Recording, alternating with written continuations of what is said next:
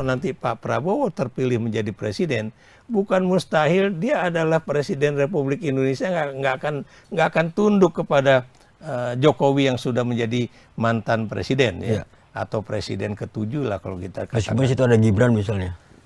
Gibran tidak akan bisa berbuat apa-apa. Kenapa demikian? Karena Prabowo akan bilang, I'm in power, ya, apa namanya itu? I have the authority, ya. Jadi sayalah yang punya otoritas, karena sayalah presiden.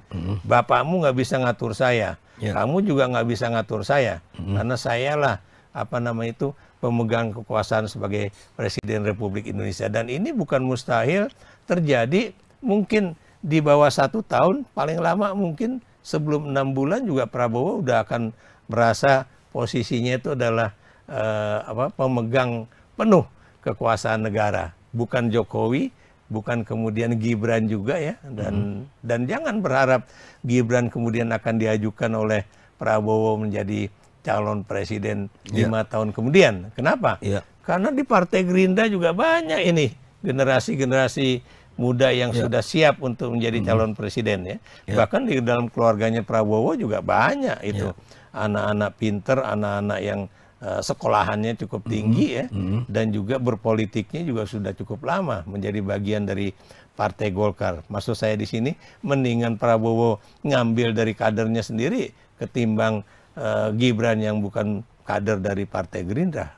Demikian juga Partai Golkar juga suatu saat ya, begitu Jokowi sudah tidak lagi menjadi presiden, dia juga akan merasa, oh, Anda kan cuma anak titipan di sini, Anda cuma anak kos di sini, ya.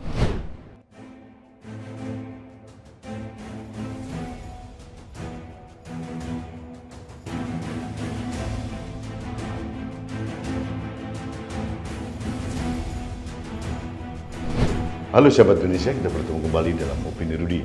Sahabat Indonesia, tadi barusan kita lihat podcast atau pernyataan prediksi yang disampaikan oleh Profesor Dr. Ikrar Nusabakti, pengamat sosial politik. Ini luar biasa.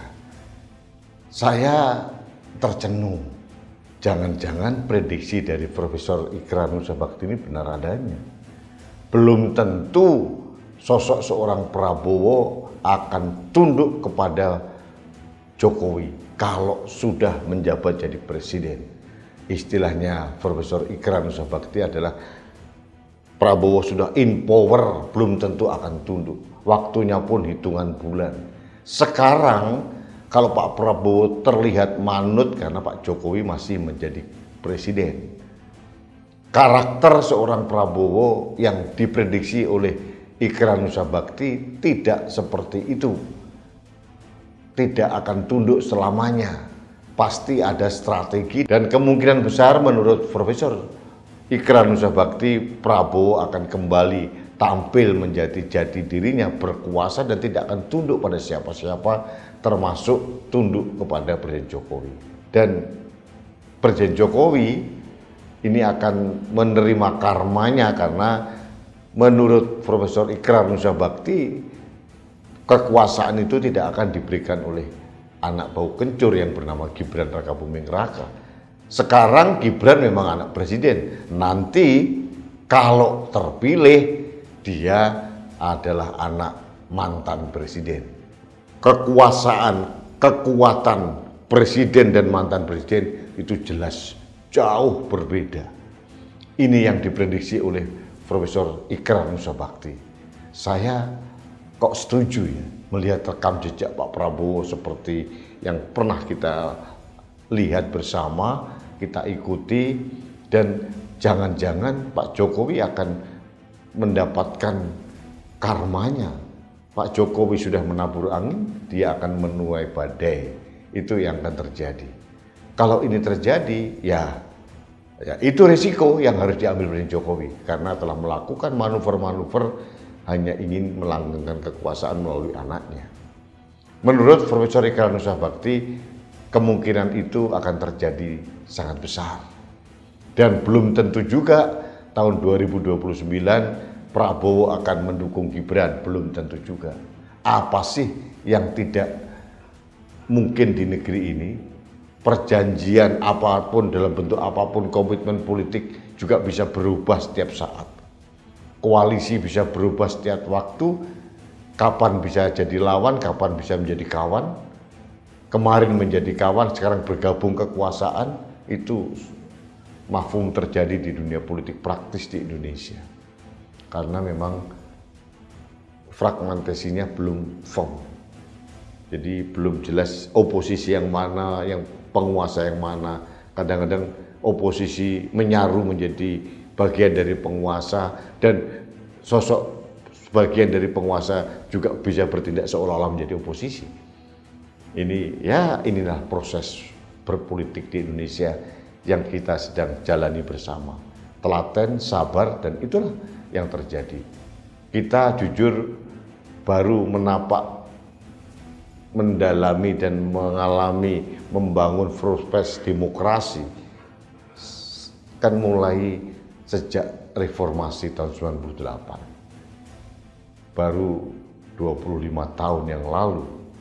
Jadi masih membutuhkan proses yang panjang, termasuk bagi orang-orangnya, karena sebagian besar masih orang-orang lama yang terkait dengan rezim Orde Baru yang sangat otoriter. Nah, ini menarik sekali. Prediksi dari Profesor Ikrar Nusa Bakti, kalau itu terjadi, saya hanya bisa tersenyum. Karena ini mungkin tidak diprediksi oleh Presiden Jokowi. Bargainingnya apa, kita tidak tahu. Yang jelas, dukungan Presiden Jokowi kepada Pak Prabowo sekarang ini juga bukan tanpa imbalan apa-apa. Pasti ada deal-deal politik tertentu. Nah, kita bisa melihat sekarang program Pak Jokowi, program jangka panjang menuju 2045, program Indonesia Emas, itu sedang dilakukan, diletakkan landasan atau fondasinya oleh Presiden Jokowi. Tapi kita lihat coba, Pak Prabowo yang mengatakan dirinya adalah timnya Pak Jokowi, programnya justru sangat pragmatis gitu, memberikan makan siang pada anak sekolah, memberikan subsidi kepada orang hamil, sangat pragmatis sekali, tidak visioner dan tidak meletakkan dasar yang lebih kokoh untuk melangkah ke depan. Ini memang sudah kelihatan sekali, tidak nyambung sebetulnya. Tapi itu yang terjadi.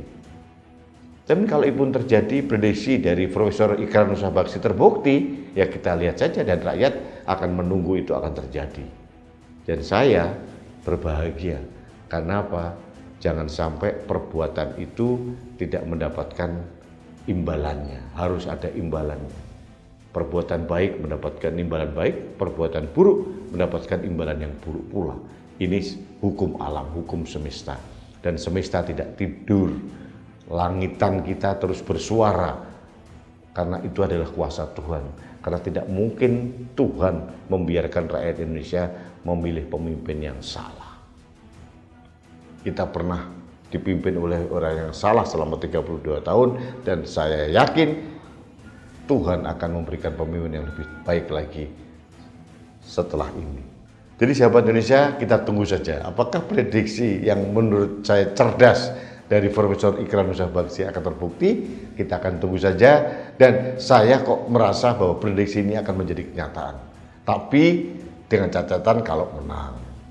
Tapi saya kok yakin ya, rakyat Indonesia akan memilih pemimpin untuk memimpin negeri sebesar ini, bukan pemimpin yang coba-coba, pemimpin yang tidak mempunyai rekam jejak, pemimpin yang hasil karbitan, pemimpin yang lahir dari proses yang sangat melanggar etika dan norma-norma kepatutan yang seharusnya.